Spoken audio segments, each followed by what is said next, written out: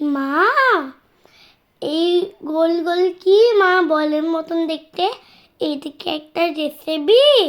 এটা কি খাওয়াও যায়? হ্যাঁ বাবা, এটা খাওয়াও যায়। এর নাম কি বলো তো? চিকেন কোপ্তা কারি। বাহ মা, এই নামটা তো খুবই সুন্দর। হ্যাঁ বাবা, নামটা সত্যিই সুন্দর আর খেতেও অপূর্ব। এটা আপনি নান, রুমালি রুটি এগুলোর সাথে ট্রাই করতে পারেন।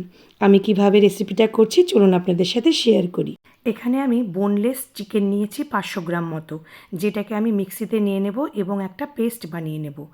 তার মধ্যে আমি দিয়ে দেব পেস্ট করার আগে গোটা রসুন, 2 টুকরো আদা, আর দিয়ে দেবো একটা শুকনো লঙ্কা, একটা কাঁচা লঙ্কা। এই সমস্তটাতে একটা পেস্ট বানিয়ে নিয়ে আমি নামিয়ে নিলাম। এইবার আমি ওর মধ্যে দিয়ে দেব খুব সামান্য পেঁয়াজ কুচি, আর দিয়ে দেব স্বাদ মতো নুন।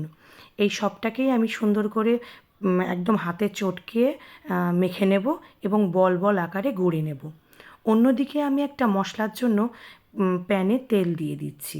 এবার আমি ওর মধ্যে দিয়ে দেব গোটা কিছুটা রসুন, দিয়ে দেব 1 চামচ গোটা জিরে, 1 চামচ গোটা ধনে, আর দিয়ে দেব গোটা গরম মশলা, দারচিনি, এলাচ আর 2টো লবঙ্গ।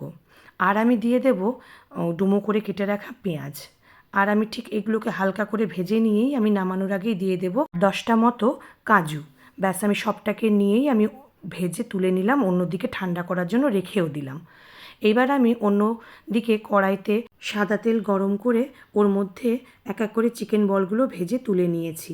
আমি যে আগে থেকে মশলাগুলো করে রেখেছিলাম সেটা ঠান্ডা হয়ে গেলেই আমি মিক্সিতে পেস্ট করে নিলাম, আর দিয়ে দিলাম স্বাদ মতো তার মধ্যে নুন, আর দিয়ে দিলাম টক দই। এই সবটা দিয়ে আমি ভালো করে ফেটিয়ে নিলাম। এবার আমি কড়াইতে আবারও অল্প সামান্য সাদা তেল দিয়ে মশলাটাকে দিয়ে দেব, দিয়েই আমি কষিয়ে নেব। এবার আমি দিয়ে দেব স্বাদ মতো ওর মধ্যে চিনি। আপনারা এখানে নুন আর মিষ্টিটা একটু নিজেদের মতো করে প্লিজ দেখে নেবেন।